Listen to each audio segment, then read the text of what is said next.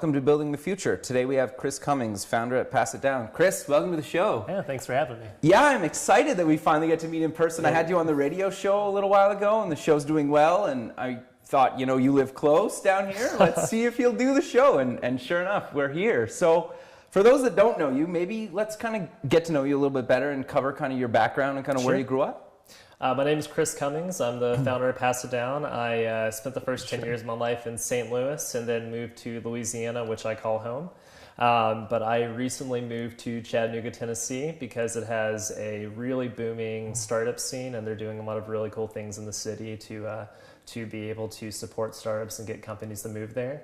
Sure. Did my schooling at LSU and went to law school there, but... So wait a second. How did you go, like what got you passionate about law, first off, I guess? Sure. So, I mean, I'll be honest, I was the nerdy debate kid in high school. Okay, awesome. I traveled every weekend doing public speaking and doing debate competitions all over the country, and I did the same thing in undergrad. Okay, very cool. To figure out that you can actually make money arguing kind of blew my mind. Fair enough. Not very good at math, but in terms of being able to speak, I was like, I love doing this. That's awesome. So, in that and... it's amazing how many things the law touches. You know? Sure. Everything from business to criminal law to being, I always found intellectual property to be really interesting. And so I just wanted to get that schooling out of the way and feel like I was a little well-rounded. Sure. So what got you kind of passionate about tech, and kind of why did you make the decision to move from law to tech? Sure. So I was actually interested in tech before law. But to go into that, my dad was a public speaker. My dad has been teaching public speaking, he's been a public speaker teaching sales for over 30 years. Oh, wow. He spent 20 years on the road, 270 days a year speaking. That's a lot of time on the road. Totally. But I guess I would see about 11 years ago, he really wanted to slow down a little bit and wanted to start teaching online. And it may seem crazy to say this now, but e-learning back then was just on the cusp of coming out. Sure. Like maybe you had some DVDs? Maybe? Yeah. I mean, he'd gone from cassette training to VHS to discs, and he wanted to be able to train online. And he had used other companies, but at the time when it came to e-learning, it wasn't easy and it wasn't simple, and so he wanted to create his own platform. And I come from a family of artists, so I'd always loved designing and building. Oh, very cool. Okay. So that's really where I got started, is figuring out how would we build an e-learning platform and sketching that out and going about the process of building a company. And 20 million minutes of paid educational content later, and it's been a fun road. Sure. So that's Woople? That's Woople. Okay. So kind of maybe let's transition to that a little bit. So kind of why did you, obviously like you guys there was a need in the market, your dad saw that, but then what was kind of the final straw that decided, oh, there's nothing out there, let's just build this? Yeah, so the way that e-learning used to work is that the e-learning companies would say, okay, send us your videos you want to train people with. Sure. And we're going to make you wait 3 weeks to put those videos up. And hey, do you want those videos quicker? Well, if you do, we're going to charge you to basically expedite that process. Got you. And by the way, did you send us the video in the right format? Because if you didn't, we're going to charge you to convert that video. Oh, okay. And so it was just fee after fee, and you had no control and no ability to be able to do that. And we knew that we were handcuffed. If we were handcuffed, we knew that other people were handcuffed too. Sure. So Woople was a platform designed for any organization to be able to have its own e-learning platform.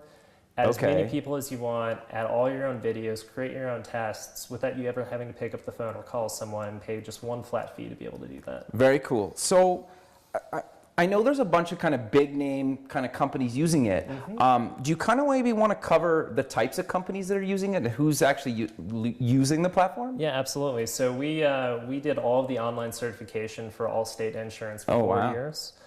We do a lot of work in the insurance industry for large Fortune 500 corporations, but we also do a lot of training for automotive dealerships. But essentially, any organization that wants to have the ability to have a private communication and training tool can use our platform and be able to have that ability to train their people. See, I think that's really cool, right? Because you're kind of bringing technology and a startup into these kind of non-techie kind of industries, right? And there's a lot of people that you probably have quite the range where some of them are like power technology users where they have the latest gadget, and then some of them might still be on like a flip phone or maybe not really right? And kind of everywhere in between. Exactly. And so how do you find building a platform that's so targeted at such a huge range of people with completely different skill sets?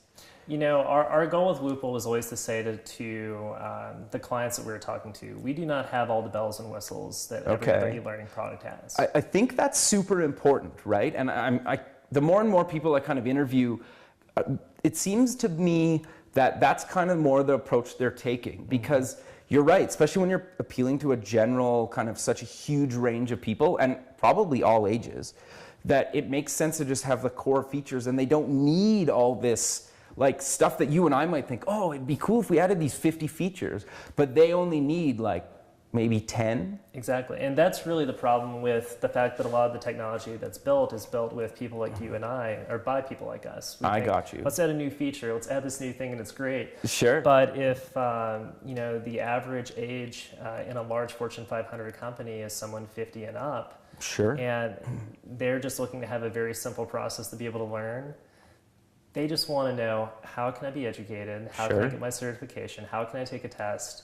And not have to call anyone to be able to do that. And so we just really believe that simplicity and cutting out all the other crap is really what's important to build good technology. Sure. No, that makes a lot of sense. And I think you're basically building a platform that moves technology kind of out of the way and just gets their training done. Exactly. Very cool. Well, we'll be right back with Chris Cummings, and we'll cover his other startups and other ventures that he's involved in. My name is Stanford Crane. Most people call me Stoney, and I'm from San Jose, California. In a normal race weekend, you make a living, but in World Motor Clash, you make history. It will change someone's life. This Motor Clash is like, bring it. Bring what you got, and let's see the show. And it's going to be a hell of a show. I got to come back just one more time. World Motor Clash is going to be best guys on fastest bikes going after $1 million. Every time these riders line up on the grid, they're risking their lives. World Motor Clash is the richest race in history. World Motor Clash has the fastest bikes ever to hit a racetrack. World Motor Clash will change someone's life. Hemingway was credited as saying there are only 3 real sports: motor racing, bullfighting, and mountain climbing. Everything else is just a game.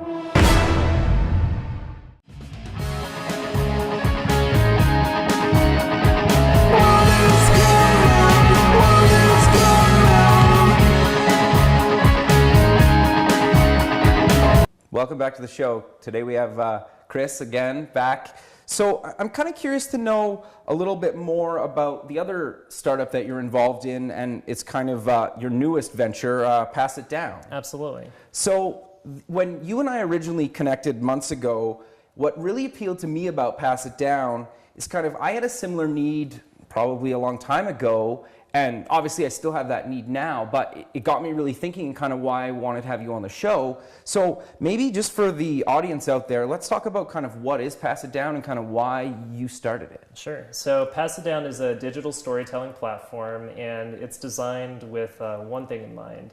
It's to be able to capture the stories of your loved ones so that you can go back and hear them in video, audio, text, or photos. I've never met anyone who, if you asked, could you go back and hear someone speak, they haven't had someone in their life that they wish they had done that with. Sure. You know, a parent, a grandparent, an aunt, an uncle, someone that was special to them. Sure. And so in my own case, my mom was sick when I was a kid. She had multiple sclerosis, and by the time she was 48, she had dementia.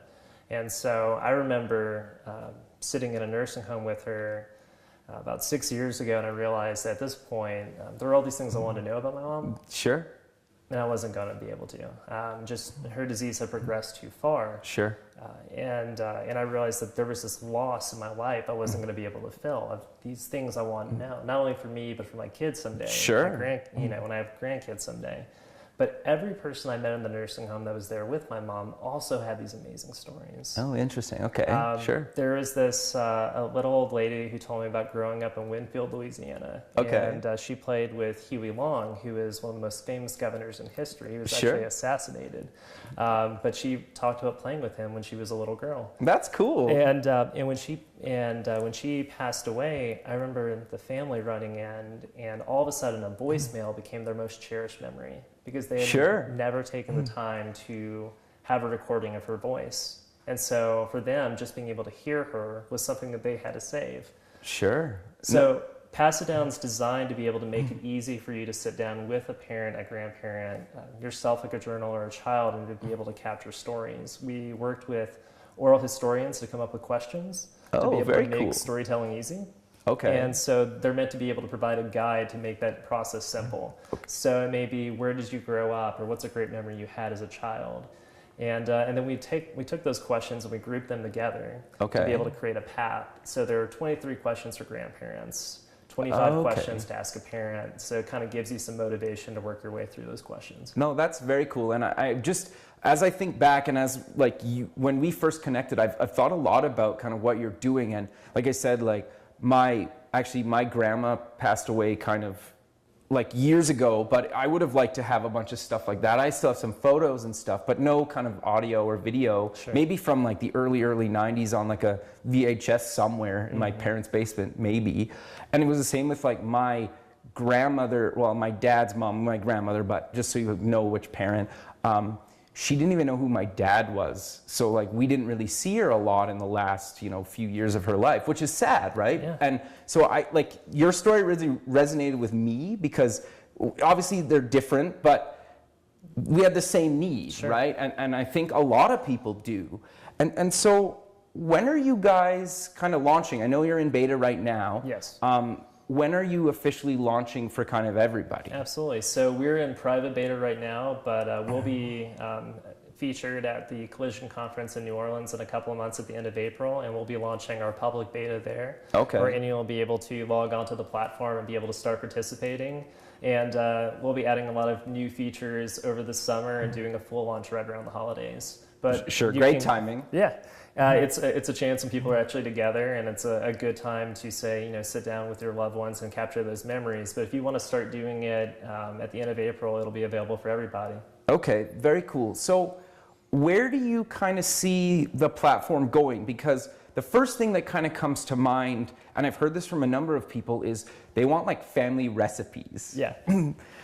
So have you thought about that? Are you doing that, or? So we have questions about food. Okay. Actually, the way I was able to get the Pass It Down Twitter name is I hunted down the lady that had it, and she actually had captured that name to use for a cookbook. Really? About 10 years ago for passing down family recipes. And so it's one of those things that really brings people together is food. Sure. And so that's a part of the questions that you can ask or answer. And where we really see this is that I think the genealogy industry is a wonderful industry, but it's been so focused on the past. It's been so focused on being a great tool to find out about your family 100 years ago, going back to 1,000 plus. Sure. But this much attention's been paid to capturing stories today. Yeah, you're totally right, because like there's DNA testing and now that's come out and it can tell you, no, your heritage is actually from here, which is awesome. But again, it's not really covering like the future and kind of saving those memories. And I know, you can take photo and video with your phone nowadays, but it's kind of not, it's just not the same, right? It's not streamlined. Yeah, exactly. And the thing about ancestry is that if you could go back and choose to learn the stories of your family in the past, wouldn't you rather do that than the records? We accept searching for those records because it's the best thing that we have. Right. But what we really want to know is who our family was. You want to know, what did they do? What did they like doing? The stories are always the thing that are the most interesting. Sure, and it's nice to be able to pull up like actual video of that person telling that story or whatever, right? Instead of you just kind of reading a transcript or whatever it is, right? No, that makes a lot of sense. But we'll be right back again with Chris. Are you finding your sales process getting more complex every day? more decision makers around the table, more competitors chipping away at your business, selling products and services that are more complicated? Do you wish you had a process in place for those big opportunities that are stuck in your pipeline? Deal storming reveals a repeatable process that harnesses the collective intelligence of everyone in your company that has a stake in the outcome. And it makes a big difference to the bottom line. Miller Hyman Institute conducted research about world-class sales organizations, those that sell 20% more than their competitors.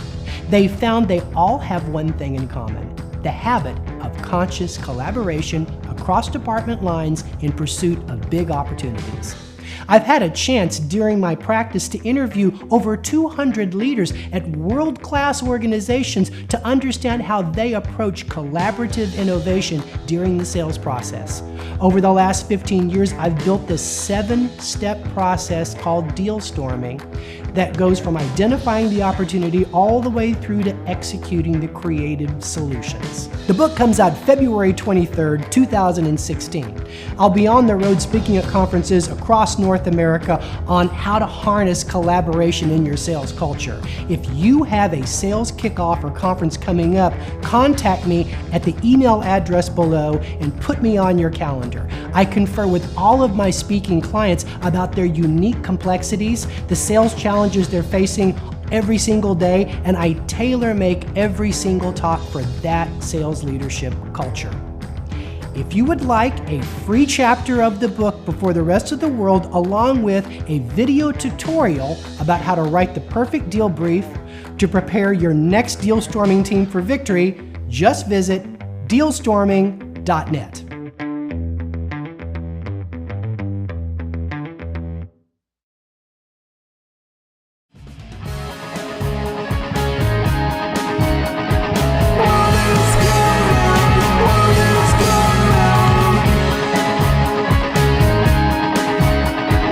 Welcome back. We have Chris Cummings. So you kind of mentioned earlier about you're on the debate team and you have a family history in public speaking, and I know, myself included, kind of fear public speaking for lack of a better term. So for the people that kind of fear it or don't think they're very good at it, what kind of advice or tips do you have for people out there? Sure. So, I mean, the first thing I would say is if you fear public speaking, you're not alone. For over 80 years, the number one fear in this country has been public speaking. Really? And, yeah. Like statistically? Statistically, really? over and over and over. I mean, the joke in the past was always that people fear public speaking more than death.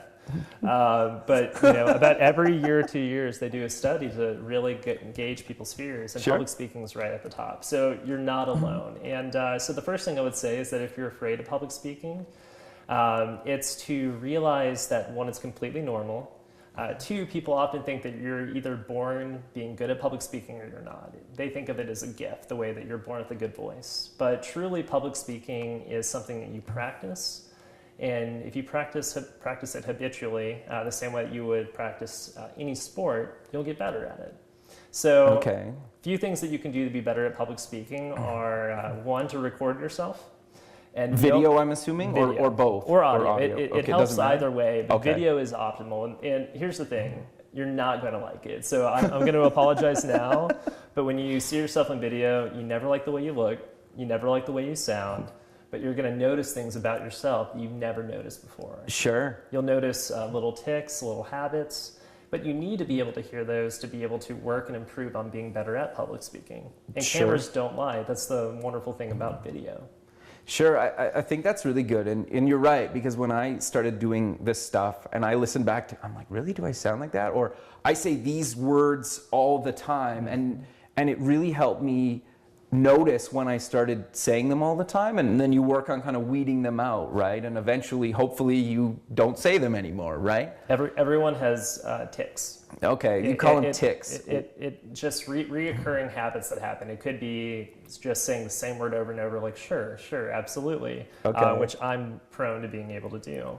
It could be for some people saying Sure. And I know people that will say that they can't get their ums out of the way. It's a natural thing. But if you're self-aware that you're doing it, you can work on getting those habits better. One of the things that you can do is to remember that you want people to focus on what you're saying and not how you're saying it. So if you want to be better at that, that means controlling things like your hand gestures. You want to keep your hands not going above, shoulder height, which a lot of people do. Sure. But you also don't want to be a stale robot and keep your arms flat. You just want it to be natural and to emphasize points. And then the final thing is, no matter how much you have to say, be able to sum it up in 2 or 3 points.